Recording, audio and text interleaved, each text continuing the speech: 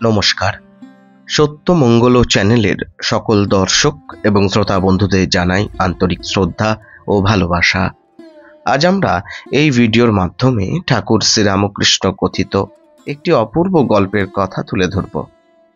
ভগবানের কৃপায় সব সম্ভব হয়। কি সেই গল্প? ঠাকুর বলছেন, একজনের ছিল একটি মাত্র ছেলে। ছেলেটির কি অসুখ হয়ে একেবারে যায়। তার বাবা যাকে পায় ব্যাকুল হয়ে তাকেই জিজ্ঞেস করে কি করে ছেলেটি বাঁচবে। সকলেই বলে এ রোগের ওষুধ নেই। শেষকালে একজন বললে, ঔষধ থাকবে না কেন, আছে, তবে বড় দুর্লভ। সে ঔষধ পাওয়া বড় শক্ত ব্যাপার। লোকটি একেবারে কেঁদে ফেললে, হাত জোর করে বললে, দাও বাবা, ঔষধের উপায় বলে। ছেলেটি আমার যায়। ঔষধ জানা লোকটি বলল, 7 নক্ষত্রের জল পড়বে মরার মাথার খুলির ওপর। সেই জল একটা ব্যাঙ খেতে যাবে। সেই ব্যাঙকে একটি সাপ তাড়া করবে। ব্যাঙকে সাপ কামড়াতে গেলে ব্যাঙটি যাবে পালিয়ে, আর সাপের বিষ ওই মরার মাথার খুলিতে পড়বে। সেই বিষ জল এনে একটু যদি রোগীকে খাওয়াতে পারো, তবে ছেলে তোমার বাঁচবেই। ভগবানের নাম করতে করতে লোকটি বাড়ি ফিরে এলো। তারপর পাঁজি দেখে আকাশে 7 নক্ষত্রের যখন উদয় হবে, সেই সময় ঔষধের খোঁজে বেরিয়ে পড়ল। ব্যাকুল হয়ে সে ভগবানকে ডাকছে। দেখতে দেখতে হঠাৎ এক পশলা বৃষ্টিও হয়ে গেল। তখন তার মনে আনন্দ হলো, তবে বুঝি ঠাকুর মুখ তুলে চাইলেন।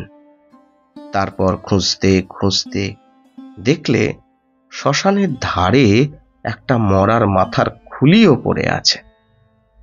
তাতে খানিকটা 7 নক্ষত্রের জলও পড়েছে। তার মনে আরো আনন্দ হলো, আরো ব্যাকুল হয়ে সে ভগবানকে ডাকতে লাগলো। তারপর দূরে একটা ব্যাঙও দেখা গেল। লোকটি একটা গাছের আড়ালে লুকিয়ে লুকিয়ে দেখছে আর এক মনে ভগবানকে ডাকছে। ব্যাঙটি সত্যি খুলির জল খেতে গেল। ওমা, ঠিক সেই সময় কোত্থেকে একটা কালো সাপ ফোঁস করে ফনা ধরে ব্যাঙকে তাড়া করে এলো। মানুষটার বুক তখন কাঁপছে। সাপটি ব্যাঙকে কামড়াতে গেল। ব্যাঙও এক লাফে খুলির ওপর দিয়ে পালিয়ে গেল। সাপের বিষ একেবারে খুলির মধ্যেই পড়ে গেল। লোকটির আনন্দ আর ধরে না। তখন সে চিৎকার করে ভগবানকে ডাকছে আর নাচছে। তার কাণ্ড দেখে সাপটাও গেল পালিয়ে।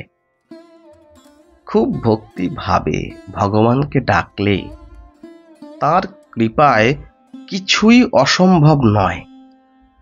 এদিকে বাড়িতে কান্নাকাটি পড়ে গেছে। আত্মীয় বন্ধুরা ছেলের শিওরে বসে হরিনাম করছে।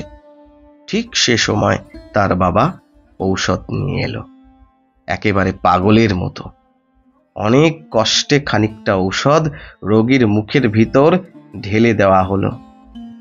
একটু সময় যেতে না যেতেই রোগী মা বলে চোখ চাইলে। কি অপূর্ব গল্প! ভগবানকে যদি আমরা এমন ভাবেই ভক্তি ভরে ব্যাকুলতার সঙ্গে ডাকতে পারি, তার উপর বিশ্বাস ভরসা করতে পারি, তাহলে সব অসম্ভবই সম্ভব হয়ে যায়। এমনটাই অপূর্ব গল্পের মাধ্যমে বোঝাচ্ছেন ঠাকুর শ্রীরামকৃষ্ণ। আজকের ভিডিও এখানেই শেষ করলাম। আশা করছি আজকের এই ভিডিওটি আপনাদের খুব ভালো লেগেছে। আর সত্যি যদি ভালো লেগে থাকে, তাহলে প্রতিদিনের মতো ভিডিওটিতে একটি লাইক, শেয়ার, কমেন্ট ও চ্যানেলে যারা নতুন এসেছেন তারা চ্যানেলটিকে সাবস্ক্রাইব করে সত্যমঙ্গল চ্যানেলের পাশে থাকবেন। ধন্যবাদ।